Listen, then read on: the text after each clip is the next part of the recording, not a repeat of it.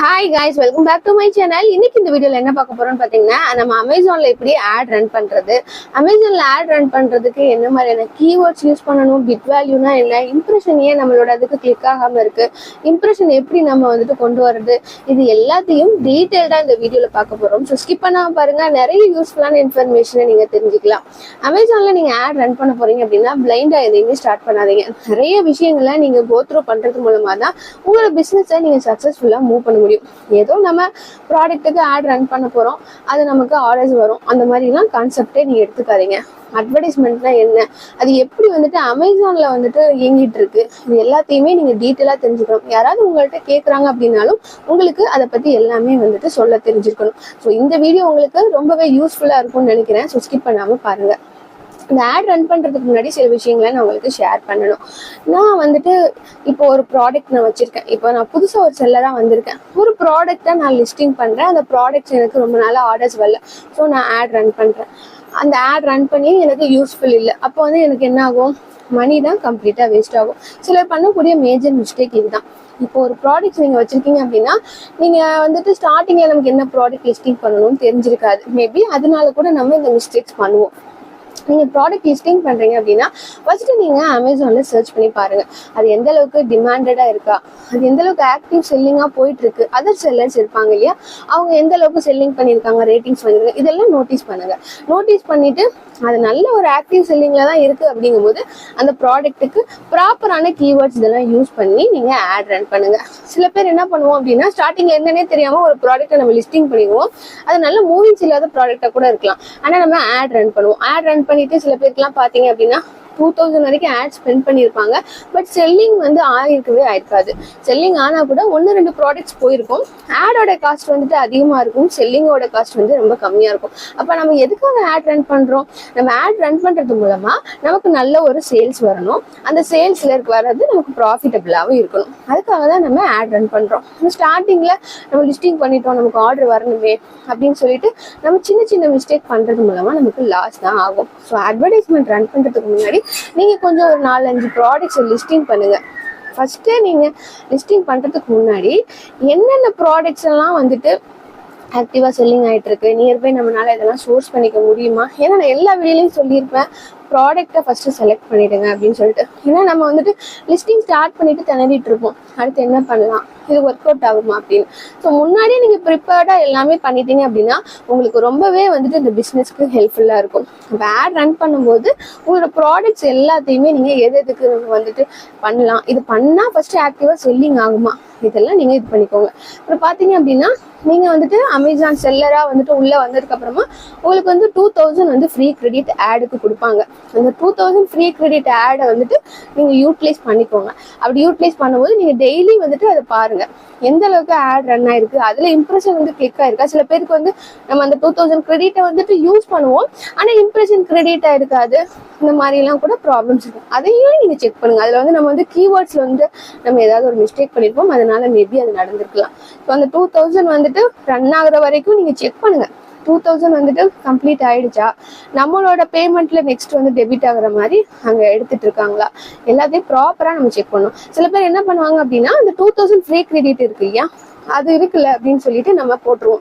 2000ன்றது நமக்கு பெருசா தெரியும், ஆனா வந்துட்டு அது ஒரு 1 வீக்லயே வந்துட்டு உங்களுக்கு காலி ஆயிடுச்சுன்னு வச்சுக்கோங்களேன். ஒரு 10 days எப்போ நீங்க வந்துட்டு ரன் பண்ணிட்டே இருக்கீங்க அப்படின்னா நெக்ஸ்ட் நீங்க இன்னும் உங்களுக்கு ப்ராடக்ட் செல்லிங் வரல, நெக்ஸ்ட் செல்லிங் வரக்கூடிய அமௌண்ட்ல இருந்து அந்த அமௌண்ட் எல்லாம் டெபிட் ஆயிடும். அப்போ உங்களுக்கு ப்ராஃபிட்டே இருக்காது, லாஸ்ல தான் எல்லாமே போகும். ஸோ வந்துட்டு இது எல்லாத்தையும் நீங்க ப்ராப்பரா தெரிஞ்சுக்கணும். நார்மலா நம்ம ஆட் ரன் பண்ண போறோம் அவ்வளவுதானே அப்படின்னு சொல்லிட்டு எப்பயும் பிளைண்டா எதையும் ஸ்டார்ட் பண்ணாதீங்க. ஸோ நீங்கள் வந்துட்டு நிறைய பேருக்கு வந்து கேம்பெயின் ரிலேட்டடாக நிறைய டவுட்ஸ் இருந்தது. பிஃபோர் வீடியோஸ்ல எல்லாம் வந்துட்டு கமெண்ட்ல சொல்லியிருந்தீங்க. ஸோ வந்துட்டு உங்களுக்காகவே வந்துட்டு ஒவ்வொன்றையும் ஸ்டெப் பை ஸ்டெப்பா என்னன்றதை நான் கிளியரா எக்ஸ்பிளைன் பண்ணியிருக்கேன். ஸோ வந்துட்டு கண்டினியூவா இந்த வீடியோ பாருங்க. ஃபைனலா எல்லாருமே பண்ணக்கூடியது என்னன்னா, வீடியோ பாக்குறீங்க ஆனால் லைக் பண்றதே கிடையாது, கமெண்ட் பண்றது கிடையாது. ஸோ வந்துட்டு இவ்வளோ எஃபர்ட் போட்டு உங்களுக்காக தான் நான் வந்துட்டு இவ்வளோ விஷயங்களையும் கிளியரா எக்ஸ்பிளைன் பண்ணிட்டு இருக்கேன். ஸோ வந்துட்டு உங்களோட லைக்ஸையும் உங்களோட கமெண்டையும் ஷேர் பண்ணுங்க, அது எனக்கு ரொம்பவே மோட்டிவா இருக்கும். ஸோ வாங்க வீடியோக்குள்ள போடலாம். ஸோ அமேசான் கேம்பெயினா என்ன அப்படின்னு கொஞ்சம் டீட்டெயிலாக பார்ப்போம். அமேசான் கேம்பெயின் போயிட்டு நம்ம ரன் பண்ணுறதுக்கு முன்னாடி அதில் இருக்க ஆப்ஷன்ஸ்லாம் என்னென்ன, அந்த ஆப்ஷன்ஸில் இருக்கக்கூடிய டீட்டெயில்ஸை பற்றி தான் கொஞ்சம் இன்டெப்த்தாக பார்க்க போகிறோம். So what is an Amazon campaign? நம்ம கேம்பெயின்னா என்ன? டைப்ஸ் ஆஃப் அட்வர்டைஸ்மெண்ட்டை தான் வந்துட்டு அமேசானில் கேம்பெயின் அப்படின்னு சொல்கிறோம். நம்மளோட ப்ராடக்ட்டை வந்துட்டு பீப்புள் கிட்ட நல்லா ப்ரமோட் பண்ணி காமிச்சு நமக்கு ஆர்டர்ஸ் ப்ராசஸ் பண்ணுறதுக்கான ஒரு இதுதான் வந்துட்டு இந்த அட்வர்டைஸ்மெண்ட் ப்ராசஸ். ஸோ இதில் என்னென்ன ஆப்ஷன்ஸ் இருக்குது, அந்த ஆப்ஷன்ஸ்லாம் நமக்கு எதுக்கு யூஸ் ஆகுது அப்படின்றத நம்ம பார்க்கலாம். What is Amazon PPC? Amazon பிபிசிங்கிறது பே பர் கிளிக். ஒன்ஸ் நீங்கள் ஆட் ரன் பண்ணுறீங்க அப்படின்னா பீப்புள் ஜஸ்ட் ஸ்க்ரோல் பண்ணி பார்க்கும்போது உங்களுக்கு அமௌண்ட் கலெக்ட் ஆகாது. ஒன்ஸ் அந்த ஆட் ரன் பண்ணிட்டு இருக்கிறத அவங்க ஜஸ்ட் கிளிக் பண்ணி அந்த ப்ராடக்ட்ஸ் அவங்க பார்த்தாங்கனாலே வந்துட்டு நமக்கு அட்வர்டைஸ்மெண்ட்கான காஸ்ட் வந்து கலெக்ட் ஆகுது. ஸோ இப்போ உங்களுக்கு புரிஞ்சிருக்கும், ஸ்க்ரோல் பண்ணுறனாலலாம் கலெக்ட் ஆகாது, கிளிக் பண்ணால் மட்டும் அவங்க அதை ஆர்டர் பண்ணுறாங்க பண்ணலன்றது செகண்டரி. ஆர்டர் பண்ணாட்டியும் அவங்க கிளிக் பண்ணாலே உங்கள் ஆடுக்கான காஸ்ட் வந்து கலெக்ட் ஆகுது. Next structure of an Amazon. அப்புறம் ஒரு அமேசான் கேம்பெயினில் போயிட்டு நம்ம பண்ணுறோம் அப்படின்னா ஃபஸ்ட்டு நம்ம என்ன கேம்பெயின் வந்து நம்ம செலக்ட் பண்ண போகிறோம், அதோட டைப்ஸ் என்ன, பட்ஜெட் என்ன, இதெல்லாம் வந்து நம்ம டிசைட் பண்ணுவோம். நெக்ஸ்ட் வந்துட்டு சிங்கிளாக வந்துட்டு நம்ம ஆட் ரன் பண்ணுறோமா இல்லை மல்டிபிள் ஒரு ஆட் குரூப் இருக்கும். நம்ம வந்து நார்மலாக ஒரு ப்ராடக்ட்டுக்கு நம்ம பண்ணாமல் மல்டிபிள் ப்ராடக்ட்ஸை வந்துட்டு ஒரே குரூப்பில் ஆட் பண்ணி நம்ம வந்து ரன் பண்ணுறதுக்கு வந்துட்டு 2 ஆப்ஷன்ஸ் இருக்கும். நெக்ஸ்ட்டு கீவேர்ட்ஸ் வந்து டார்கெட்டிங். என்ன மாதிரியான கீவேர்ட்ஸ் நம்ம ப்ராடக்ட்டுக்கு வந்து சூட்டபிளோ அதை ப்ராப்பராக நம்ம போட்டு எந்த மாதிரியான கஸ்டமரை டார்கெட் பண்ணணுன்றதெல்லாம் டிசைட் பண்ணி நம்ம ஆட் ரன் பண்ணுவோம். இதுதான் வந்து structure of an Amazon campaign.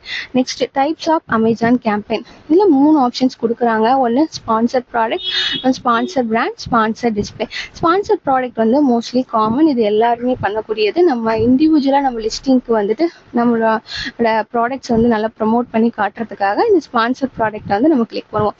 Sponsor பிராண்டை பொறுத்தளவு பிராண்ட் நேம், லோகோ அண்ட் 3 ப்ராடக்ட்ஸை வந்துட்டு நம்ம வந்து அட்வர்டைஸ்மெண்ட்டில் கொடுத்துக்கலாம். அதாவது இது மெயினாக யாருக்கு வந்து யூஸ் ஆகுதுன்னு பார்த்தீங்கன்னா ட்ரேட்மார்க் வச்சுருப்பாங்க இல்லையா, வச்சுட்டு பிராண்ட் ரிஜிஸ்டர் பண்ணியிருப்பாங்க. அவங்களோட பிராண்டு லோகோஸ் எல்லாம் வந்துட்டு நல்லா டெவலப் பண்ணி காட்டுறதுக்காக யூஸ் பண்ணக்கூடிய ஆட் தான் வந்து இந்த ஸ்பான்சர் பிராண்ட்.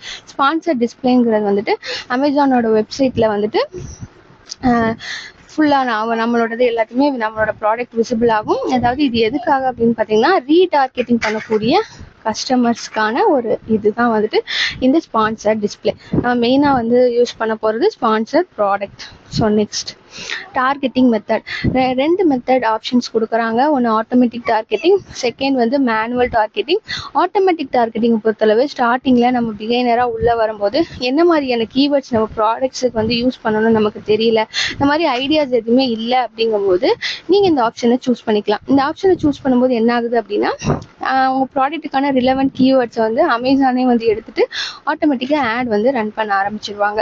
நெக்ஸ்ட் வந்து பார்த்தீங்கன்னா மேனுவல் டார்கெட்டிங். மேனுவல் டார்கெட்டிங் பொறுத்தளவு நம்ம ப்ராடக்ட்டுக்கான எக்ஸாக்ட் கீவேர்ட்ஸை போட்டு நம்ம வந்து ஆட் ரன் பண்ணுவோம். இது டிக் பண்ணுற மாதிரி ஆப்ஷன் இருக்கும். இந்த 2 ஆப்ஷனில் எது நம்ம டிக் பண்ணுறோமோ அதை பொறுத்து நம்ம ஆடுக்கு சில இதெல்லாம் ஃபில் பண்ணுற மாதிரி இருக்கும். Next keyword match type. Broad மேட்ச்னா என்ன அப்படின்னா இது வந்து ஒரு லூஸ்லி ரிலேட்டட் கீவேர்ட்ஸ். அதாவது நீங்கள் ரன்னிங் ஷூஸ் அப்படின்னு சொல்லிட்டு நீங்கள் போடுறீங்க அப்படின்னா இந்த ஆட் ரன் ஆகும்போது எப்படி ஆகும் அப்படின்னா பெஸ்ட் ஷூஸ் ஃபார் ரன்னிங் இல்லை இது மாதிரி அதாவது ரிலேட்டடாக இருக்கக்கூடிய வேர்டுக்கும் ஆட் ரன் ஆகும். ரிலேட்டட் இல்லாமல் கொஞ்சம் சிமிலராக இருக்கக்கூடியதுக்கும் வந்துட்டு அதாவது கீவேர்டை பீப்புள் சர்ச் பண்ணி பார்ப்பாங்க இல்லையா, அப்படி சர்ச் பண்ணும்போது நம்ம ஆட் வந்து காட்டும். ப்ரேஸ் மேட்ச்னா என்ன? சேம் அதாவது இது must appear in the same order. இப்போ வந்து எக்ஸாம்பிள் மேலே பார்த்தீங்கன்னா நம்ம ரன்னிங் ஷூ தான் வந்து நம்ம செல்லிங் பண்ணுறோம் இல்லையா, இந்த ரன்னிங் ஷூக்கு வந்து சீப் ரன்னிங் ஷூஸ் அப்படின்ற இதை வந்துட்டு அவங்க போட்டாலும் அந்த இடத்துல வந்து ஆட் ரன் ஆகும்.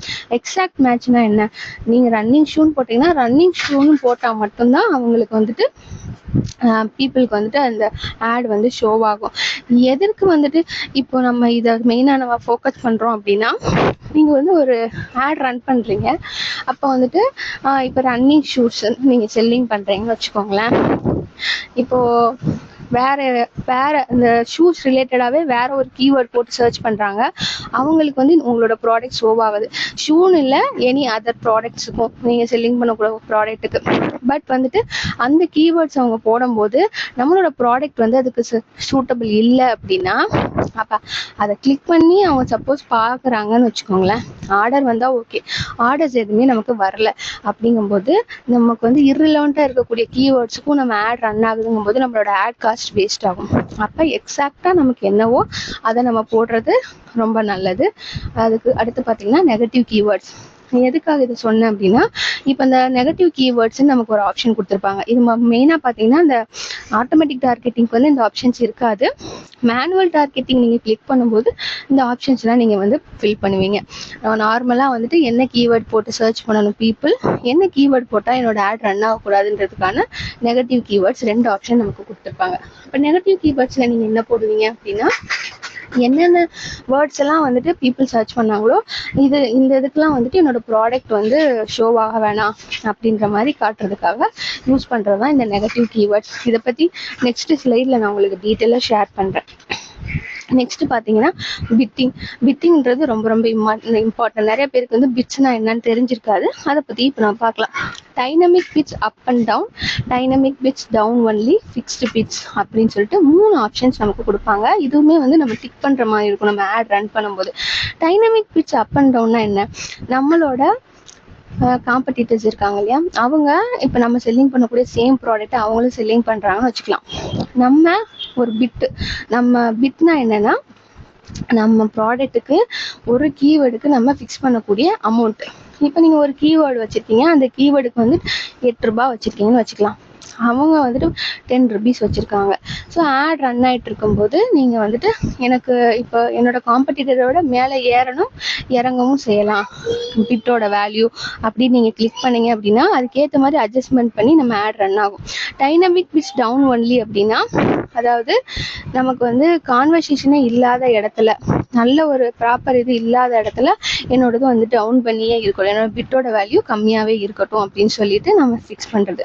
நெக்ஸ்ட் ஃபிக்ஸ்டு பிட்னா 8 ரூபாய் நம்ம ஃபிக்ஸ் பண்ணியிருக்கோம் அப்படின்னா என்னோட கீவேர்ட் பிட்க்கு வந்துட்டு என்னோட 8 ரூபாவே இருக்கட்டும், அதுக்கு மேலே ஏறவும் வேணாம் இறங்கவும் வேணாம் அப்படின்ற மாதிரி அர்த்தம். ஸோ இந்த 3 ஆப்ஷன்ல உங்களுக்கு எது சூட்டபிளோ அதை நீங்கள் வந்து கிளிக் பண்ணிக்கலாம்.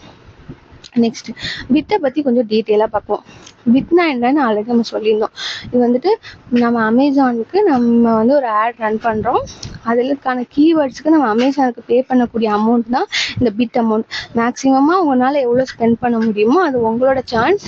நல்ல ஒரு கீவேர்ட்ஸு, நல்ல ஆக்டிவ் செல்லிங் ஆகக்கூடிய ஒரு இது அப்படின்னா நீங்கள் தாராளமாக உங்களோட பிட் வேல்யூவை நீங்கள் இன்க்ரீஸ் பண்ணிக்கலாம். நெக்ஸ்ட் பார்த்தீங்க அப்படின்னா எக்ஸாம்பிள் சொல்கிறேன். இப்போ ஆல்ரெடி நான் சொன்னது தான். இப்போ வந்து ஒரு வயர்லெஸ் இயர்ஃபோன் வந்து நம்ம செல்லிங் பண்ணுறோம், நம்மளோட பிட் வந்து 10 rupees, அனதர் செல்லரோடது 8 ரூபாய் இருக்குன்னு வச்சுக்கோங்களேன். அப்போ நம்மளோட தான் வந்து ஃபஸ்ட்டு விசிபிலிட்டிஸ்க்கு வரும் ஆட் ரன் பண்ணும்போது.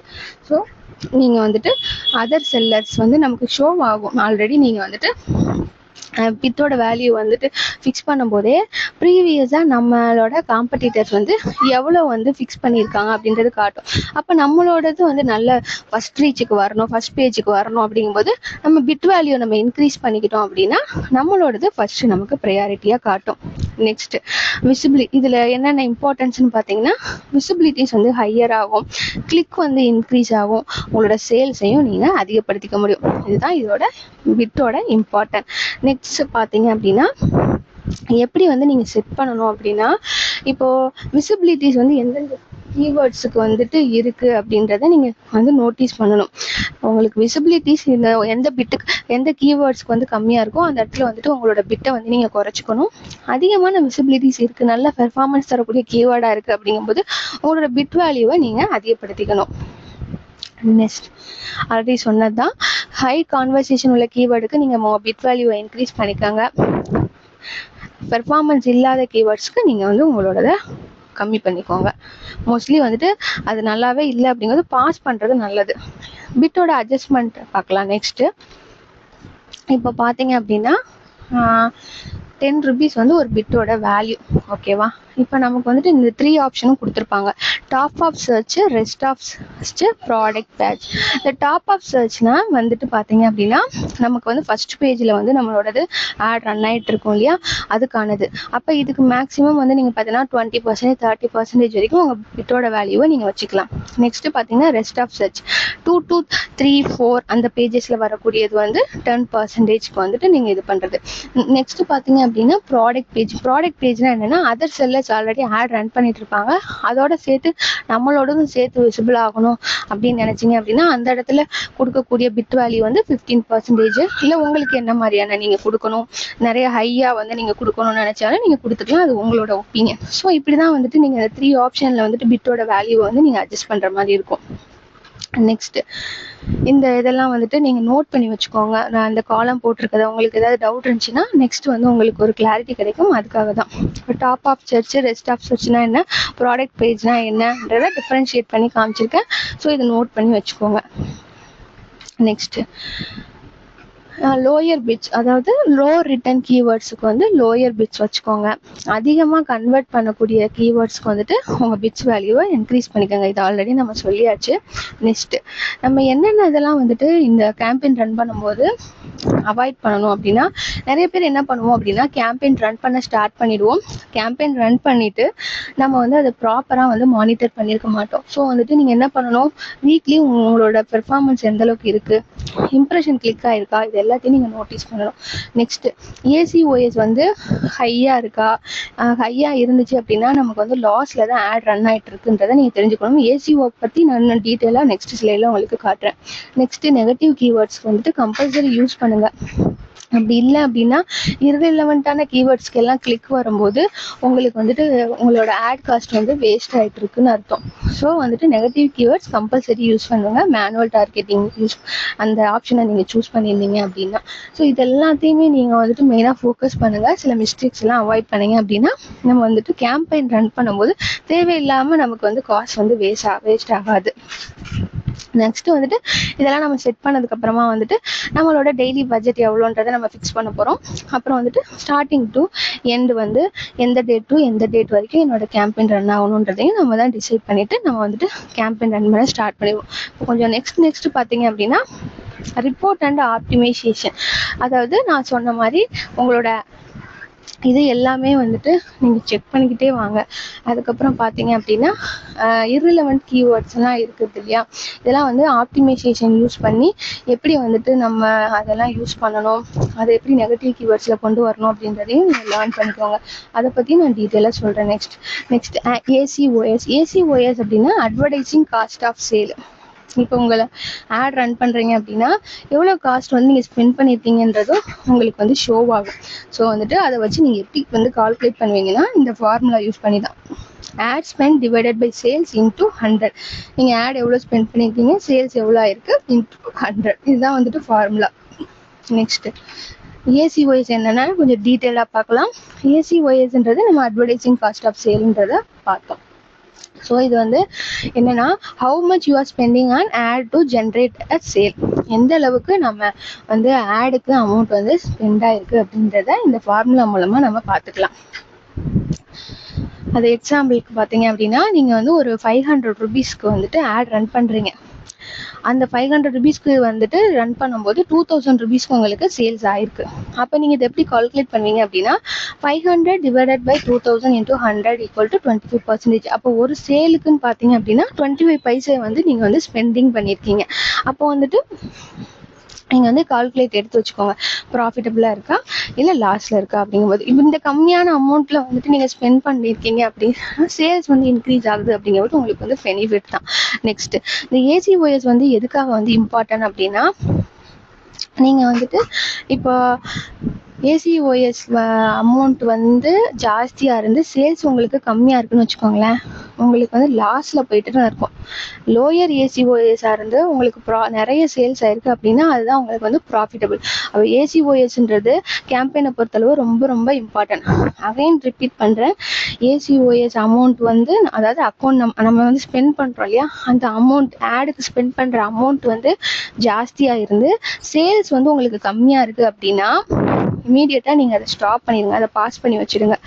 உங்களுக்கு ஆட் ஸ்பெண்ட் பண்ணுற அமௌண்ட்லேருந்து சேல்ஸ் அதிகமாக இருக்குது அப்படிங்கும்போது உங்களுக்கு வந்துட்டு அதில் ப்ராஃபிட் இருக்காதுன்றதையும் நீங்கள் செக் பண்ணிவிட்டு அதை வந்துட்டு நீங்கள் வந்துட்டு அதிகமாக ரன் பண்ண ஸ்டார்ட் பண்ணுங்கள். ஸோ வந்துட்டு இதுதான் வந்துட்டு உங்களுக்கு ஏசிஓஎஸ் ஆன இம்பார்ட்டன்ட் திங்.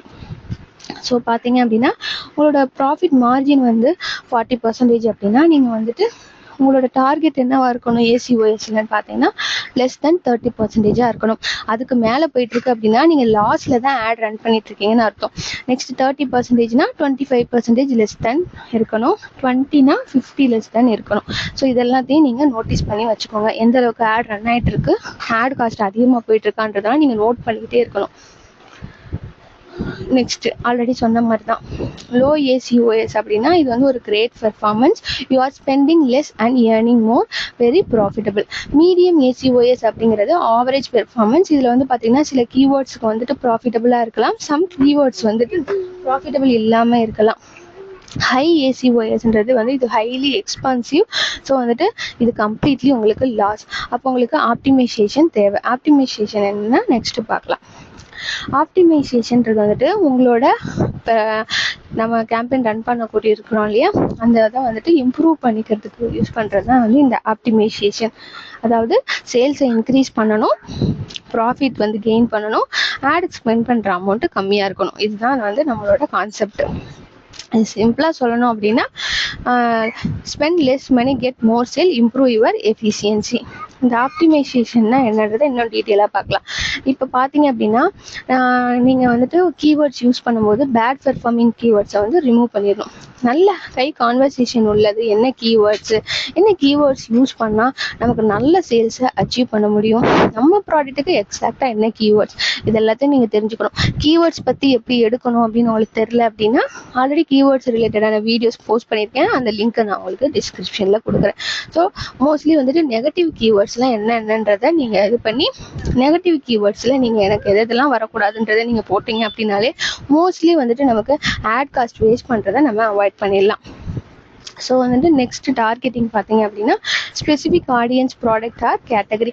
என்னென்ன கேட்டகரி வந்துட்டு பீப்புள்ஸ் இது பண்ணுறாங்க, ஸோ வந்துட்டு என்ன மாதிரி ஆடியன்ஸ் வந்து என்னென்ன ப்ராடக்ட் தேடுறாங்க.